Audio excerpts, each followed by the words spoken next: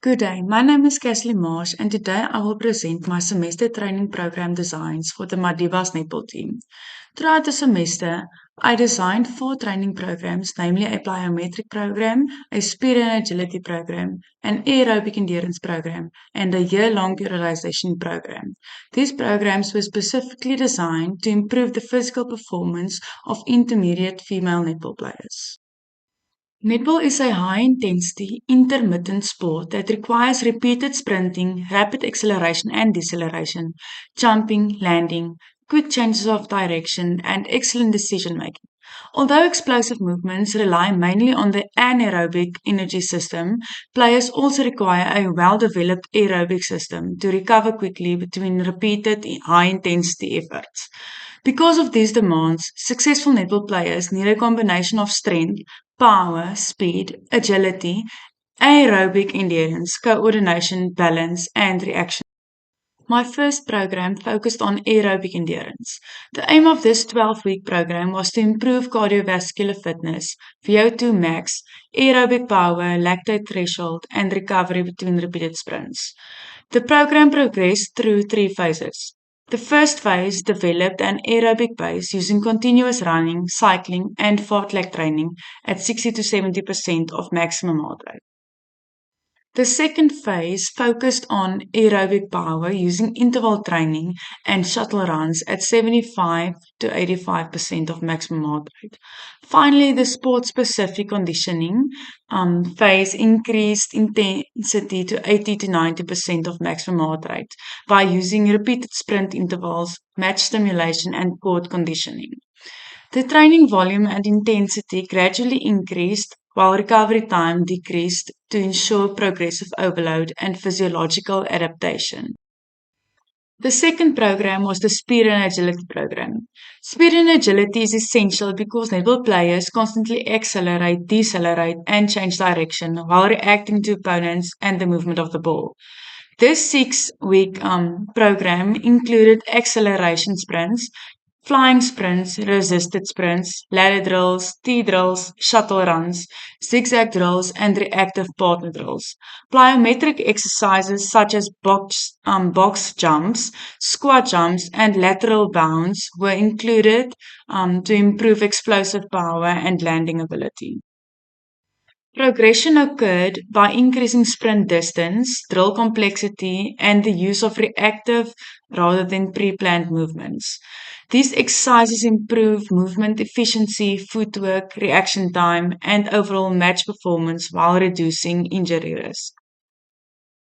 The third program focused on plyometric training to improve explosive power by developing the stretch shortening cycle.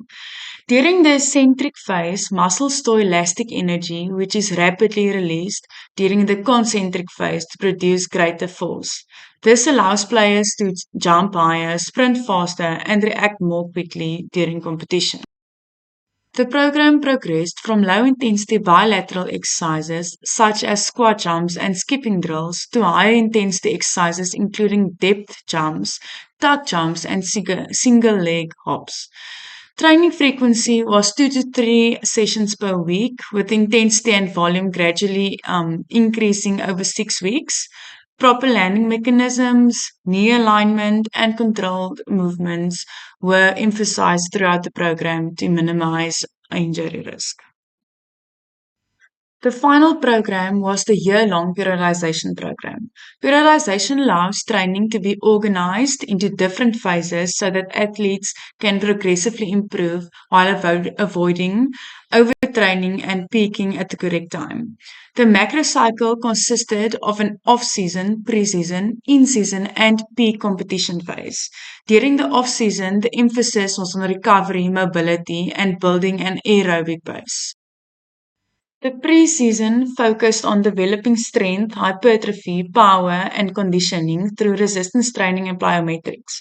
During the competitive season, training volume decreased while intensity remained high to maintain performance. Before major competitions such as USA and Varsity Cup, a tapering phase reduced fatigue while maintaining sharpness and performance readiness. Across all 4 programs, I carefully manipulated the key training variables, including frequency, intensity, volume, sets, repetitions, rest, periods, and progression. Progressive overload was applied gradually to maximize adaptation while reducing injury risk. Recovery strategies, mobility work, warm-ups, cool-downs, and injury prevention exercises were included throughout the programs because netball players are specifically vulnerable to ankle and knee injuries. The specific principles behind these programs include overload, specificity, progression, recovery, and periodization. Plyometric program develops reactive strength through the stretch shortening cycle. The aerobic endurance program improves VO2 max and lactate threshold, allowing players to sustain higher work rates and recover faster. The speed and agility program enhances neuromuscular coordination, acceleration mechanics, and reactive decision making. Finally, the periodization program ensures that athletes achieve peak performance at the correct time while effectively managing fatigue across the season. In conclusion, these 4 programs work together to address the physiological and performance demands of netball. By improving endurance, speed, agility, strength, power, and recovery, the programs aim to enhance overall match performance while reducing injury risk and preparing the Madibas netball team for successful competition. Thank you.